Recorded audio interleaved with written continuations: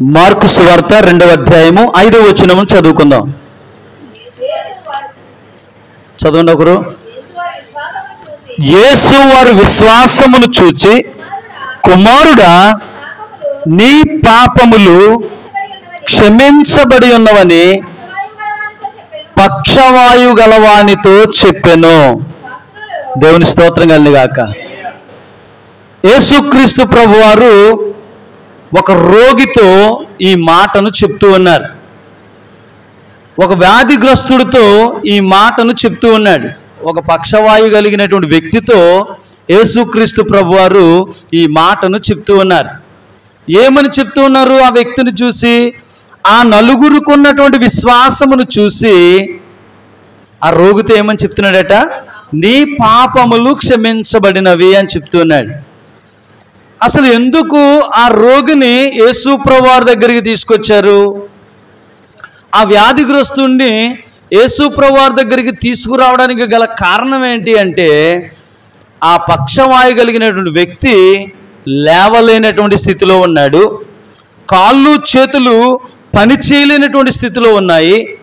కాబట్టి ఆ వ్యక్తికి సంబంధించినటువంటి ఎవ్వరూ కూడా అతన్ని పట్టించుకోలేనటువంటి సందర్భం కనబడింది.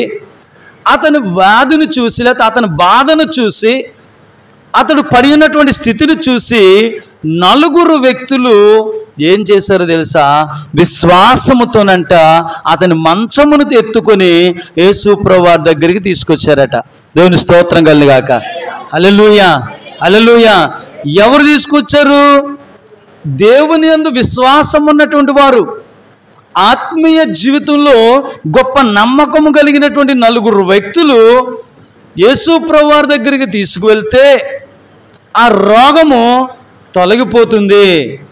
ఆ పక్షవాయువు అనే వ్యాధి స్వస్థపరచబడుతుంది అన్నటువంటి విశ్వాసంతో ఆ నలుగురు వ్యక్తులు కూడా ఆ పరుపుతోనే ఏం చేశారట? నలుగురు పట్టుకుని యేసుక్రీస్తు వారు ఉన్నటువంటి స్థలానికి తీసుకొచ్చారట. ఆ స్థలంలో యేసు ప్రభువారిని చూడడానికి కూడా అవకాశం లేదు. ఎందుకు? అనేక మంది జనములు ఆయన చుట్టూ ఆ ఇంటి నిండా ఉన్నారు కాబట్టి, ఇల్లంతా విస్తరించబడి ఉన్నారు కాబట్టి యేసు ప్రభువారిని చూడడానికి లేకపోతే ఆ వ్యక్తిని తీసుకువెళ్ళడానికి అవకాశం లేదు. కాబట్టి పైకప్పు ఎక్కి ఏం చేశారు? ఆ యేసు ప్రభువారు ఉన్నటువంటి స్థలము నిదానంగా ఆ నలుగురు వ్యక్తులు ఏం చేశారట? తాడు కట్టి ఆ వ్యక్తిని దించారట. ఎలాగా? ఆ మంచం 4 మూలల తాడు కట్టి ఆ వ్యక్తిని ఏం చేశారు? యేసు ప్రభువారు ఏ స్థలంలో అయితే కూర్చున్నాడో ఆ స్థలంలోనికి దించినప్పుడు కాళ్ళు చేతులు పనిచేయనటువంటి వ్యక్తి యేసు ప్రభువారికి కనబడ్డాడు. కనిపించిన వెంటనే ఆ తీసుకొచ్చినటువంటి నలుగురు వ్యక్తులు ఎక్కడున్నారు? ఇంటి పైకప్పు మీద ఉన్నారు. ఇంటి పైకప్పు ఖాళీ చేసి ఆ మంచమును దించారు తప్ప ఆ నలుగురు ఎక్కడున్నారు? పైనే ఉన్నారు. ఆ మంచంతో పాటు కిందకి రారు కదా వాళ్ళు. ఇప్పుడు యేసు ప్రభువారు ఆ మంచం మీద ఉన్నటువంటి వ్యక్తిని చూశాడు. అతడు ఏ స్థితిలో ఉన్నాడు అంటే, కాళ్ళు చేతులు పని చేయలేనటువంటి స్థితిలో ఉన్నాడు, లేవలేనటువంటి స్థితిలో ఉన్నాడు. యేసు ప్రభువారు ఆ వ్యక్తిని చూసిన వెంటనే జనములందరూ కూడా ఆశ్చర్యంగా చూస్తూ ఉండవచ్చు. మేమందరూ చుట్టూ ఉన్నాము, ఈ వ్యక్తి పైనుంచి దెబ్బపడ్డాడు అని ఆశ్చర్యంగా చూస్తూ ఉంటే యేసు ప్రభువారు ఏ విధంగా స్వస్థపరుస్తారో ఈయనని అనేకులు చూస్తూ ఉండొచ్చేమో. కానీ 5వ వచనంలో యేసు వారి విశ్వాసమును చూచి, కుమారుడా, నీ పాపములు క్షమించబడ్డాయి. దేవుని స్తోత్రం కలుగుగాక. చాలా సందర్భాల్లో స్వస్థతను మనం అనుభవించాలి అంటే ఆ స్వస్థతకు ఆటంకముగా ఉన్నటువంటి మన పాపపు జీవితము నుండి క్షమాపణ అడగాలి దేవుని. మొట్టమొదటిగా నేను స్వస్థపరచబడలేకపోయాను, నేను బాగుపడలేకపోయాను, ఈ మీటింగ్ ద్వారా నేను స్వస్థపరచబడాలనుకున్నాను అని చాలామంది ఆలోచన చేయవచ్చేమో. కానీ అక్కడ యేసు ప్రభువారు చెప్తున్నటువంటి మాట ఏంటంటే, నా కుమారుడా, నీ పాపములు క్షమించబడ్డాయి. అంటే పాపములు ఉండడం ద్వారా ఆ వ్యాధి నుండి విడిపించబడలేకపోయాడు. పాపముల ద్వారా ఆ వ్యాధి నుండి స్వస్థత కలగలేదు. వారికున్న విశ్వాసమును బట్టి యేసు ప్రభువారు ఏం చేశారో తెలుసా, ఆ వ్యక్తి యొక్క పాపములు క్షమించాడు. దేవుని స్తోత్రం కలిగాక. ఒక రోగి బాగుపడాలి, ఒక రోగి స్వస్థపరచబడాలి, ఒక వ్యాధి నయం కావాలి, ఒక వ్యాధి నుండి విడిపించబడాలి అంటే మొట్టమొదటిగా చేయవలసిన పని ఏంటో తెలుసా, మన పాపములు ఏం చేయబడాలి, క్షమించబడాలి. అప్పుడే స్వస్థతను దేవుడు అనుగ్రహించగలుగుతాడు. అప్పుడే స్వస్థత నీ జీవితంలో చూడగలుగుతావు. అప్పుడే ఆ యొక్క పాపము నుండి విడుదల పొందుకోగలుగుతావు. పాపము నుండి నువ్వు విడిపించబడినప్పుడు, పాపపు యొక్క ఆత్మ నుండి మనం విడిపించబడినప్పుడు, పాపమనే దెయ్యము నుండి మనం విడుదల కలిగినప్పుడు, పాపమనే ఆ శక్తి నుండి మనం విడిపించబడినప్పుడు మనకేం కలుగుతుందో తెలుసా, గొప్ప విడుదల కలిగి స్వస్థతలోనికి మనం రాబోతూ ఉంటాం. దేవుని స్తోత్రం కలిగాక. హల్లెలూయా, హల్లెలూయా. అంటే విశ్వాసమును బట్టి మాత్రమే దేవుడు కార్యమును చేస్తున్నాడని మనం అర్థం చేసుకోవాలి. ఇక్కడ మన పాపములు క్షమించబడాలన్నా దేని ద్వారా, విశ్వాసము ద్వారా మాత్రమే. కొన్ని సందర్భాల్లో చూడండి, రక్తస్రావం కలిగినటువంటి స్త్రీ యేసుప్రభువారిని ముట్టిన తర్వాత యేసుప్రభువారు ముందుకు వచ్చినప్పుడు యేసుప్రభువారు ఏమంటున్నారంటే అక్కడ, కుమారి నీ విశ్వాసమే నిన్ను స్వస్థపరిచింది. దేవుని స్తోత్రం కలిగాక. ఎవరు స్వస్థపరిచారు ఆమెను? చెప్పండి, ఎవరు స్వస్థపరిచారు? విశ్వాసము మాత్రమే. అక్కడ యేసుప్రభువారు స్వస్థత చేయలేదు, యేసుప్రభువారు స్వస్థపడమని చెప్పలేదు. యేసుప్రభువారికి ఆమె వచ్చిన సంగతి మాత్రము తెలియదు. అవునా కదా? ఆమె ఎక్కడి నుండి వచ్చింది? వెనక భాగము నుండి వచ్చింది. యేసుప్రభువారు వెనక భాగము నుండి వచ్చి యేసుప్రభువారి యొక్క వస్త్రపు చెంగును ముట్టినట్లయితే నేను బాగు చేయబడతానన్న విశ్వాసము ఎవరిలో ఉందట? ఆమెలో ఉంది. కానీ యేసుప్రభువారు ఆమెను చూడలేదు, కానీ ఆమెకున్న విశ్వాసాన్ని చూశాడట. దేవుని స్తోత్రం కలిగాక. హల్లెలూయా. ఆమెకున్న విశ్వాసమును చూసి ఏమంటున్నాడో తెలుసా, కుమారి నీ విశ్వాసమే నిన్ను స్వస్థపరిచింది. ఇక్కడేమన్నాడు, ఆ నలుగురుకున్న విశ్వాసమును యేసుప్రభువారు చూసి నీ పాపములు క్షమించబడ్డాయి. దేవుని స్తోత్రం కలిగాక. హల్లెలూయా. అక్కడ విశ్వాసమును బట్టి దేవుడు స్వస్థతనివ్వడానికి గల కారణం ఏంటంటే, ఆమె అంతగా విశ్వాసాన్ని సమకూర్చుకుంది తన ఆత్మీయ జీవితంలో. అంత విశ్వాస పరిమాణాన్ని ఆమె కలిగి ఉంది కాబట్టి ఆల్రెడీ ఏమైపోయింది, ఆమె స్వస్థపరచబడిపోయింది. ఎవరి ద్వారా జరిగింది కార్యం అంటే ఆమె ద్వారా మాత్రమే జరిగింది. అది ఎవరి ద్వారా జరిగిందట? ఏమనుకుంది ఆమె వచ్చేటప్పుడు? ఆమె వచ్చేటప్పుడు ఏమనుకుందట? ఇంటి దగ్గర నుండే బయలుదేరింది ఆమె. యేసుప్రభువారు జనసమూహంలో ఉంటారు. తర్వాత నేను ఇంటి దగ్గర ఏమని తీర్మానం చేసుకుందంటే, నేను ఈరోజు యేసుప్రభువారి దగ్గరికి వెళ్తాను, ఈరోజు ఏ విధంగానైనా సరే నేను స్వస్థత పొందుకుంటాను. ఎలాంటి స్వస్థత అంటే ఆయన వస్త్రాన్ని నేను ముట్టుకుంటే చాలు అనుకుందట. ఎక్కడ బయలుదేరినప్పుడు? ఇంటి దగ్గర బయలుదేరినప్పుడు. ఇక్కడికి వచ్చాక సిద్ధపడలేదు, ఇక్కడికి వచ్చిన తర్వాత నేను బాగుపడాలనుకోలేదు. కానీ ఇంటి దగ్గరే నేను ఈరోజు దేవుని సన్నిధికి వెళ్తాను, దేవుని యొక్క స్థలానికి వెళ్తాను, యేసుప్రభువారు ఉన్న స్థలంలోనికి వెళ్తాను, ఆయన సన్నిధికి వెళ్ళినప్పుడు ఆయన వస్త్రాన్ని నేను ముట్టుకుంటాను, అప్పుడే నేను వెంటనే స్వస్థపరచబడతాను అన్న నమ్మకము, విశ్వాసము ఆ స్త్రీలో కలిగి ఉంది. కాబట్టి యేసుప్రభువారు ఏమన్నారో తెలుసా, నీ విశ్వాసమే నిన్ను స్వస్థపరిచి. ఆమె అనుకున్న రీతిగా వస్త్రాన్ని ముట్టుకుంది, వెంటనే ఆమె రక్తధార కట్టెను అని రాయబడి ఉంది అక్కడ. ఆమె బాధ నివారణ అయినదని గ్రహించుకుందంట. అమ్మయ్యా అనుకుంటుందట. అప్పుడు యేసుప్రభువారు ఏమన్నారు, ఎవరు నన్ను తాకారు, ఎవరు నన్ను ముట్టుకున్నారు అని అడుగుతుంటే శిష్యులు ఏమన్నారు, ఇదేంటి ప్రభు అందరూ నీ మీద పడుతూనే ఉన్నారు, ఎవరు నిన్ను తాకారని అడుగుతున్నావేంటని అడుగుతుంటే యేసుప్రభువారు అంటున్నారట, లేదు లేదు, నన్నెవరో తాకారు, నా ప్రభావము, నా మహిమ వెళ్ళిపోయింది. దేవుని స్తోత్రం కలిగింది గాక. హల్లెలూయా. అంటే నువ్వు స్వస్థత పొందుకోవాలి అంటే దేవుని యొక్క మహిమ నీ మీదకి రావాలి. అర్థమైందా లేదా? నువ్వు స్వస్థత అనుభవించాలంటే దేవుని యొక్క మహిమ కానీ దేవుని యొక్క ప్రభావము కానీ నిన్ను తాకాలి. నిన్ను తాకినప్పుడు మాత్రమే నువ్వు స్వస్థతను అనుభవించగలుగుతున్నావు. ఆ ప్రభావం నువ్వు పొందుకున్నప్పుడు నువ్వు స్వస్థతను పొందుకోగలుగుతున్నావు. యేసుప్రభువారు అంటున్నారు, నా మహిమ బయలు వెళ్ళింది.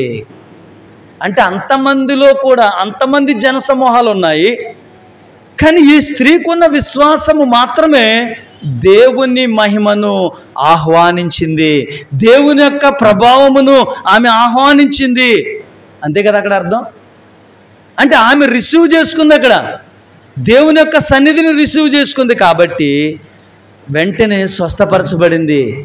యేసుప్రభువారు అన్నారు, సమాధానం గలదానిపై వెళ్ళిపో, ఎందుకంటే నీకు స్వస్థత జరిగిపోయింది. కానీ ఈ వ్యాధిగ్రస్తుడు, ఈ లేవలేని వ్యక్తి, ఆయనను చూసి యేసుప్రభువారు ఏమన్నారు, నీ పాపములు క్షమించబడ్డాయి. కొన్ని వ్యాధులు స్వస్థపరచబడాలి అంటే, కొన్ని బలహీనతలు విడుదల పొందుకోవాలి అంటే, కొన్ని రోగాలు నయం కావాలి అంటే మొట్టమొదటిగా పాపములు క్షమించబడాలండి. స్వస్థత రావడం లేదు అంటే అర్థం ఏంటంటే, కొన్ని బంధకాలు విడిపించబడాలి మొట్టమొదటిగా, కొన్ని పాపములు క్షమించబడాలి, కొన్ని ఆటంకాల నుండి విడుదల పొందుకోవాలి.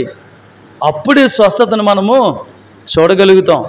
ఒక రోగి బాగుపడాలి అంటే తన పాపములు దేవుని ఎదుట ఒప్పుకోవాలి. మొట్టమొదటిగా తనకున్నటువంటి బంధకములు గూర్చి దేవుని దగ్గర ఒప్పుకోవాలి, ప్రత్యత్తపడాలి, దేవుని సన్నిధిలో కన్నీరు కార్చాలి. ఇలాంటి పాపపు జీవితాన్ని నేను కలిగి ఉన్నాను ప్రభువా, పాపపు స్థితిలో నేను జీవిస్తున్నాను ప్రభువా, పాపం అనే బంధకములో నేను కట్టబడి ఉన్నాను ప్రభువా. మొట్టమొదటి ఏం చేయాలట, పాపపు స్థితిని బట్టి ఏం చేయాలి, దేవుని దగ్గర ప్రార్థన చేయగలగాలి. అందుకే అంటాడు, అతిక్రమములు దాచిపెట్టువాడు వర్ధిల్లడు, దాన్ని ఒప్పుకొని విడిచిపెట్టువాడు కనికరము పొందుకుంటాడు. దేవుని స్తోత్రం కలిగిన గాక. అతిక్రమములు దాచిపెట్టువాడు ఏం చేయబడ్డంట, వర్ధిల్లలేడు. తన అతిక్రమములను బట్టి నాశనములోనికి నడిపించబడతాడు తప్ప ఆశీర్వాదములోనికి కానీ అభివృద్ధిలోనికి కానీ అతను రాలేడు. కానీ తన పాపపు జీవితమును కానీ తన అతిక్రమపు జీవితమును కానీ విడిచిపెట్టి ఏం చేయాలట, ఒప్పుకోవాలట. వాడిని ఒప్పుకొని ఏం చేయాలి, విడిచిపెట్టాలట. విడిచిపెట్టినప్పుడు మాత్రమే వర్ధిల్లుతాడు, కనికరించబడతాడు, కనికరము పొందుకుంటాడని రాయబడతా ఉంది. యేసుప్రభువారిని కనికరించాలి, నువ్వు కనికరింపబడాలి, స్వస్థత పొందుకోవాలి అంటే ముందుగా చేయవలసిన పని ఏంటంటే పాపక్షమాపణ కావాలి. దేవుని స్తోత్రం కలిగాక. ఏం కావాలి, పాపక్షమాపణ కావాలి. ఎవరు చెప్పారు ఈ మాట, యేసుక్రీస్తు ప్రభువారు. యేసుప్రభువారు ఆ వ్యాధిగ్రస్తుని చూసి, కుమారుడా నీ పాపములు క్షమించబడ్డాయి. అతడు తన పాపముల కోసం అడగలేదు, కానీ ఆ నలుగురుకున్న విశ్వాసమును బట్టి ఆ వ్యాధిగ్రస్తుడి యొక్క పాపములను దేవుడు మొట్టమొదటిగా క్షమించాడు. ఒక్కసారి దేవుడు క్షమిస్తే నువ్వేం చేయబడ్డావు, క్షమించబడ్డావు. మరలా క్షమించమని ఎవరు అడుగుతారు, మరలా పాపం చేసినోడు అడుగుతారు. అవునా కదా. ఇప్పుడు మనం ఏమీ పాపం చేయలేదు, దేవుని సన్నిధిలో మనం పరిశుద్ధులుగా ఉన్నాము, నిందారహితులుగా ఉన్నాము. దేవుని సన్నిధిని మనము ఏం చేస్తామంటే ప్రతి దినము ప్రతి వారం అనుభవిస్తూ ఉన్నాము. అలాంటి సందర్భంలో నువ్వు చేయవలసిన ప్రార్థన ఏంటి, నా పాపం క్షమించు ప్రభువా అంటే ఆయన అదే చెప్పాడు, ఆల్రెడీ నువ్వేం చేయబడ్డావు, క్షమించబడ్డావు. చాలామంది ఎలాంటి ప్రార్థన చేస్తారు, నేను ధూళి లాంటి దాన్ని ప్రభువా, దుమ్ము లాంటి దాన్ని ప్రభువా, పాపిని తండ్రి, ఎందుకు పనికిరాను నాయన, ఇలాంటి ప్రార్థన. అంటే తగ్గించుకోమన్నాడు యేసుప్రభువారు. అంటే నిన్ను తగ్గించుకోవడం అంటే దుమ్ము లాంటి దాన్ని, ధూళి లాంటి దాన్ని, ఇలాంటి ప్రార్థన తగ్గింపు ప్రార్థన కాదు అది. నిన్ను నువ్వేం చేసుకుంటున్నావు, అక్కడ నీ నోటి ద్వారా నువ్వు ఒప్పుకుంటున్నావు. ఒప్పుకుంటున్న ద్వారా ఏమవుతుందంటే దేవుడు ఆమెను అన్నాడంటే నువ్వు దుమ్ము లాంటి దానివే, నువ్వు ధూళి లాంటి దానివే, పనికిరాని వాళ్ళమే. అవునా కదా. నేను పనికిరాను ప్రభు అని దేవుని దగ్గర అంటే దేవుడు ఆమెనంటే పనికిరాని వాళ్ళవే. దేవుడు నిన్ను ఏ విధంగా చేశాడు దేవుడు అంటే నిన్ను, లేకపోతే నిన్ను గొప్ప వ్యక్తిగా దేవుడు చేశాడని దేవుడు చెప్తుంటే, నిన్ను ఆశీర్వదించాను రా బాబు అని దేవుడు చెప్తుంటే నువ్వు ఆశీర్వాదాన్ని స్వీకరించకపోగా నువ్వు ఇంకా దరిద్రతలో ఉన్నాను ప్రభువా అని నువ్వు ప్రార్థన చేస్తున్నావు. అలాంటి ప్రార్థన నువ్వు ప్రార్థన చేయకపోయినా పర్వాలేదు, కానీ అలాంటి ప్రార్థన చేయకూడదు. ఎందుకంటే దేవుడు మనల్ని ఆశీర్వదించాడు కనుక ఆ ఆశీర్వాదాన్ని మరలా తీసుకోడు దేవుడు ఒకసారి స్వస్థత నీకు ఇస్తే ఆ స్వస్థతను మరలా నీ వెనక్కి తీసుకోడు మరలా, అంతే కదా.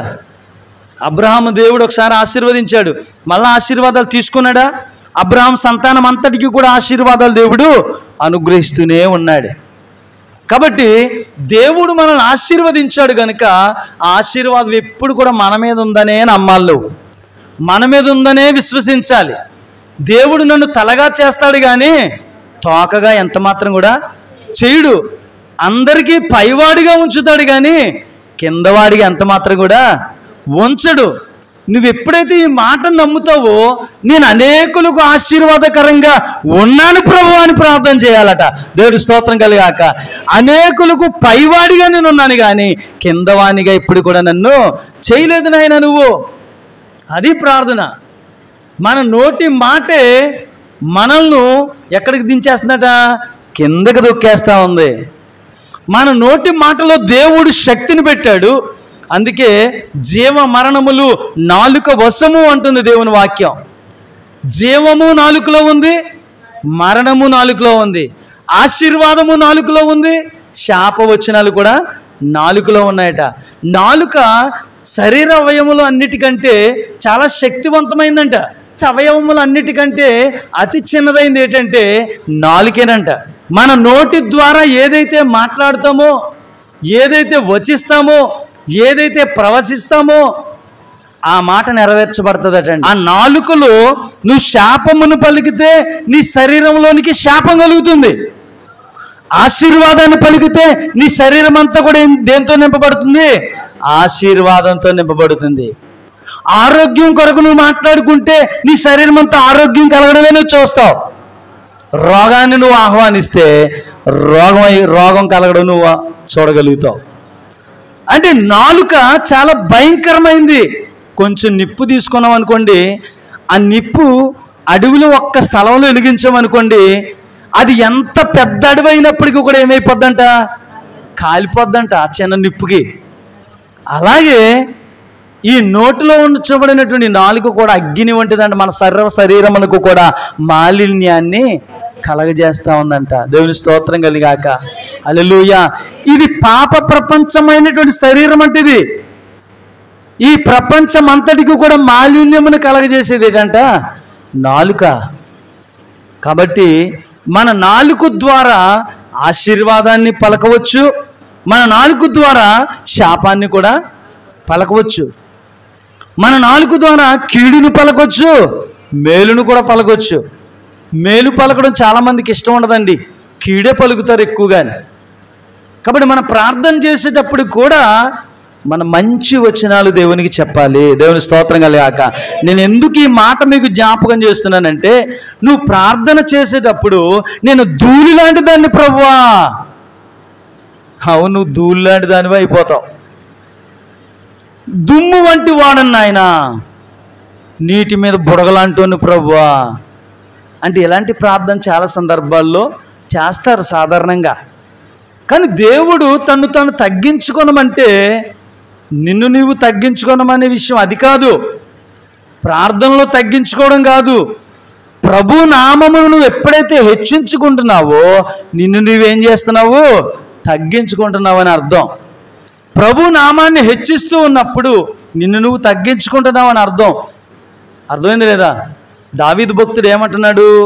రాజుగా ఉన్నప్పటికీ కూడా నా ఇల్లు ఏపాటిది నాయన, నా కుటుంబం ఏపాటిది ప్రభువా, నేను ఎంతటి వాడను నాయన అంటే ఎవరిని హెచ్చిస్తూ ఉన్నాడు? దేవుణ్ణి హెచ్చిస్తూ ఉన్నాడు. కాబట్టి ప్రతి సందర్భంలో కూడా దేవునికి కృతజ్ఞతలు చెల్లిస్తూ దేవుని నామమును మహిమపరిచేవారిగా, ఘనపరిచేవారిగా మనము ఉండాలి. దేవుని స్తోత్రం కలిగాక. హల్లెలూయా, హల్లెలూయా. కాబట్టి మన నోటి ద్వారా ఏ మాటనైతే పలుకుతామో ఆ మాట నెరవేర్చబడుతూ ఉంది. నువ్వెప్పుడు కూడా మంచినే కోరుకోవాలి, మంచినే పలకాలి. నీ కుటుంబంలో వ్యక్తుల మీద కానీ, నీ పిల్లల మీద కానీ, నీ బిడ్డల మీద కానీ మంచి వచనాలే నువ్వు మాట్లాడాలి. మంచిని విత్తితే మంచినే కోస్తావు, చెడు విత్తితే చెడునే కోస్తావు. మంచి పంట విత్తితే మంచి పంటనే కోస్తావు, చెడుని విత్తితే చెడునే కోయగలుగుతావు. కాబట్టి మంచి మాటలు విత్తడానికి నువ్వు ప్రయత్నం చేయాలా, మంచి పని చేయడానికి నువ్వు ప్రయత్నం చేయాలా.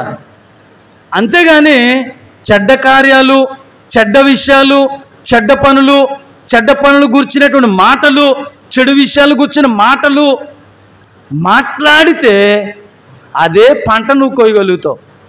మంచి విత్తితే మంచి ఆశీర్వాదం కలుగుతుంది, చెడు విత్తితే శాపం కోయగలుగుతావు.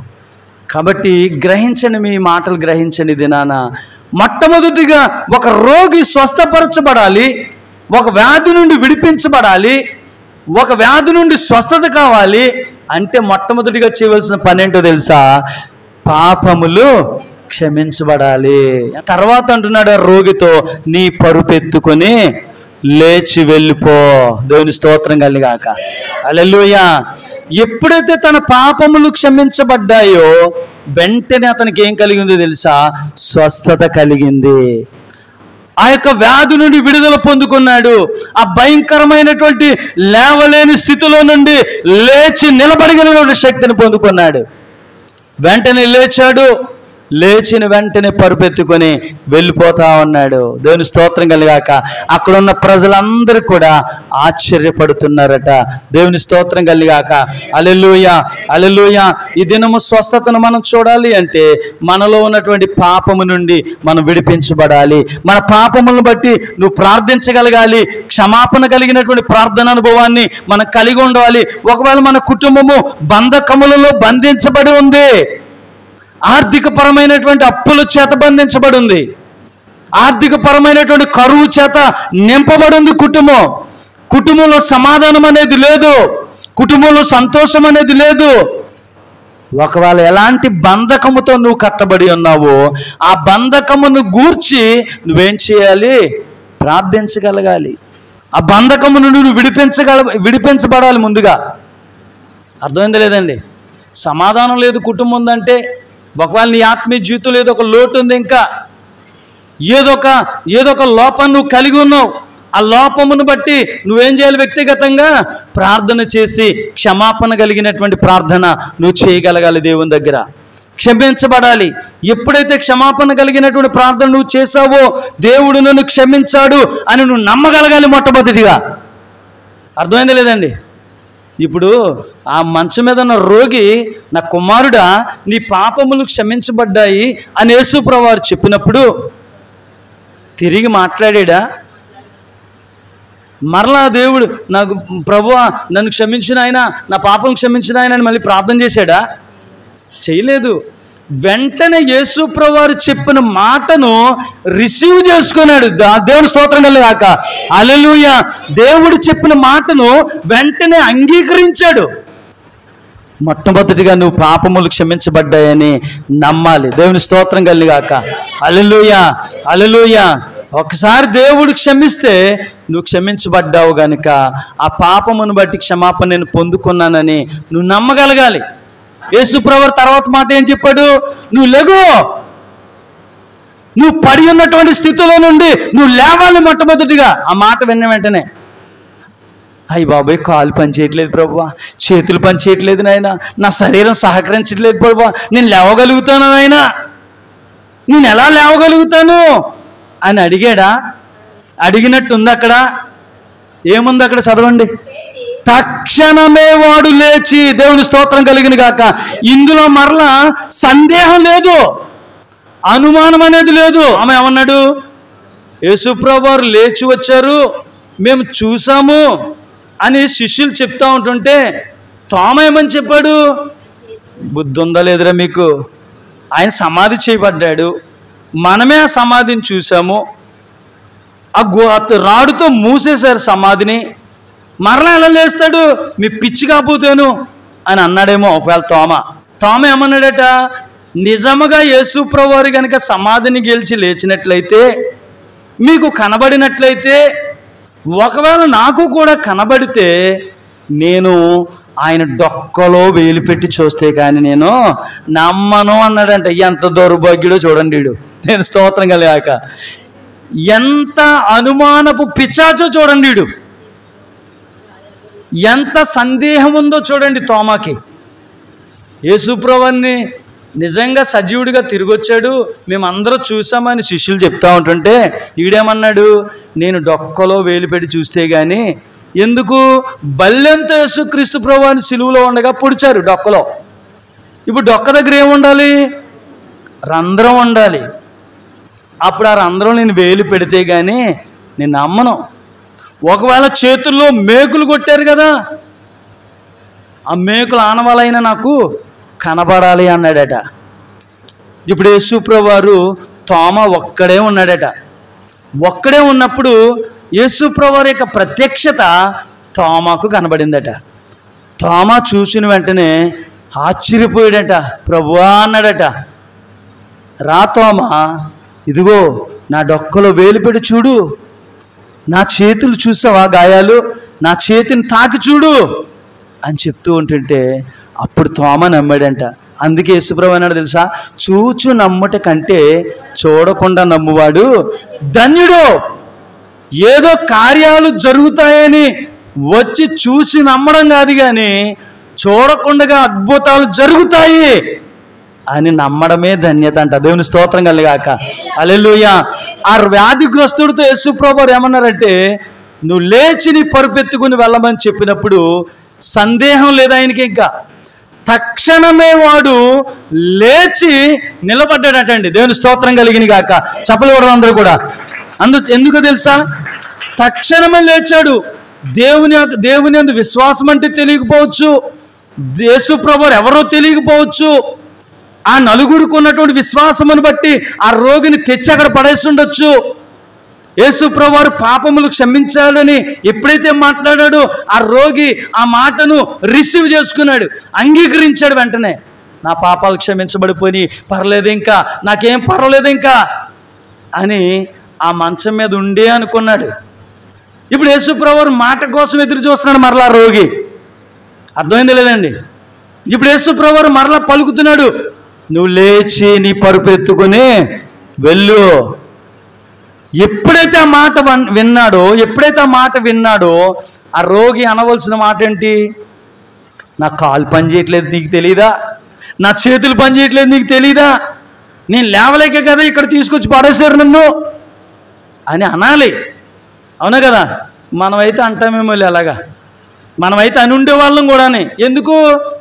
ఆ మాటను నువ్వు అంగీకరించలేదు కాబట్టి ఆ మాట నువ్వు అనగలుగుతావు. ఎప్పుడైతే ఆ మాట అనగలిగే మనసు నీకు వచ్చిందో స్వస్థత నువ్వు చూడలేవు, అద్భుతం నువ్వు చూడలేవు, ఆ కార్యాన్ని నువ్వు చూడలేవు అక్కడ. కానీ ఈ వ్యాధిగ్రస్తుడు యేసుప్రభువు ఆ మాటను ఎప్పుడైతే పలికాడో తక్షణమే అని రాయబడింది అక్కడ. ఏమని రాయబడింది అక్కడ? తక్షణమే వాడు లేచి పరుపెత్తుకుని వారందరి ఎదుట నడిచి వెళ్ళిపోతున్నాడంట. ఆ దేవుని స్తోత్రం కలిగిన గాక. హల్లెలూయా. చప్పలు కొడదాం అందరూ కూడా. హల్లెలూయా. తక్షణమే అంటే ఇంకేమీ ఆలోచన చేయలేదు, ఇంకేమీ సందేహం లేదు, అనుమానం అనేది రాలేదు అతనికి.